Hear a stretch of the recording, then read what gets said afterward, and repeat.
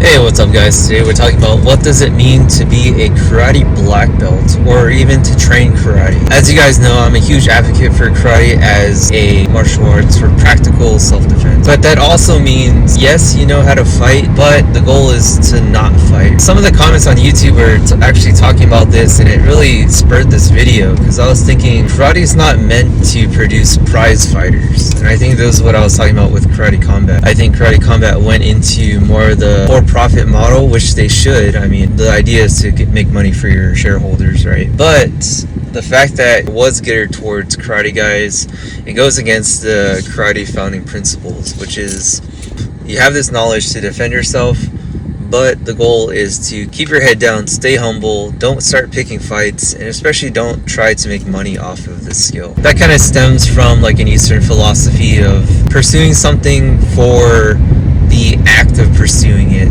trying to reach perfection, knowing that you won't ever get there.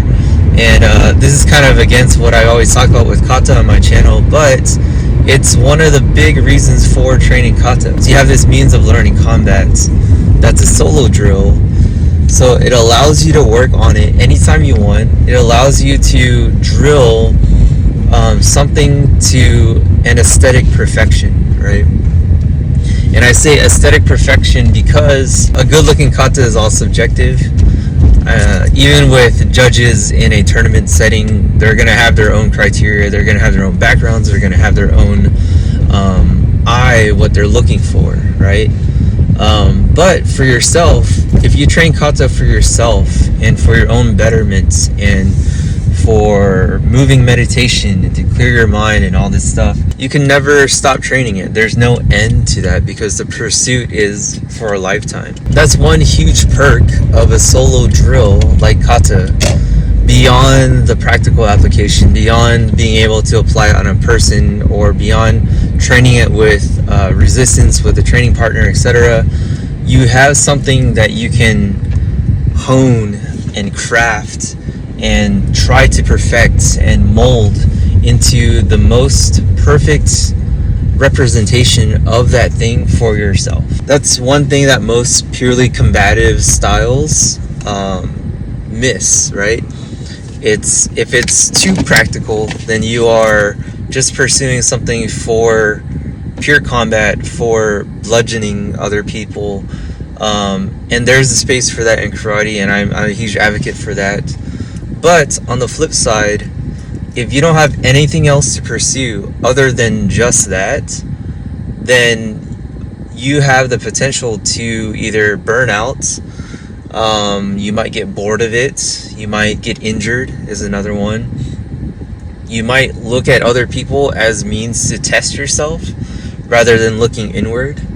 And these are all things that are pro or for kata and the solo aspect of it. I hope that makes sense. I'm huge into the idea that you train something combatively and you eventually learn how to turn it into a way of life so that you won't ever have to use it. You learn to destroy life so that you can learn to preserve life. And that's kind of like that's my expression of karate, right? And part of that expression is doing kata solo. And sometimes you just want to do kata without the combative aspect of it, right? You do it as a flow drill, you do it as a decompressor, you do it as a way to think about something else and not think about work and not think about life outside the dojo. So there's definitely some benefit to that. You want to think about archers, right? Archers shooting at a target.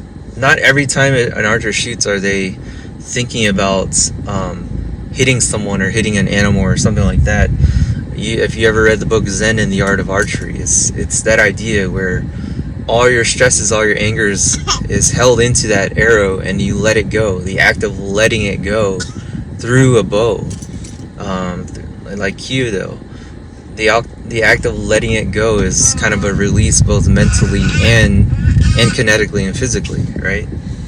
Let me know what you guys think. This was really stems from what does it mean to train karate and what should a karate person represent to someone else looking in, right? So if I were to look at an MMA fighter, a jiu-jitsu fighter, and you see like the cauliflower ear and stuff like that, or the black eye, I know these are huge stereotypes. I'm a black belt in jiu-jitsu. I don't have cauliflower ear, but you know, the stereotypical image of somebody that does MMA, it should look different than someone who pursues karate. And that's my kid crying in the back. But if you guys think about, karate is supposed to elevate you as a person in society, to help, to be a guardian, to be a person of good, honest character. And let me know what you guys think about that.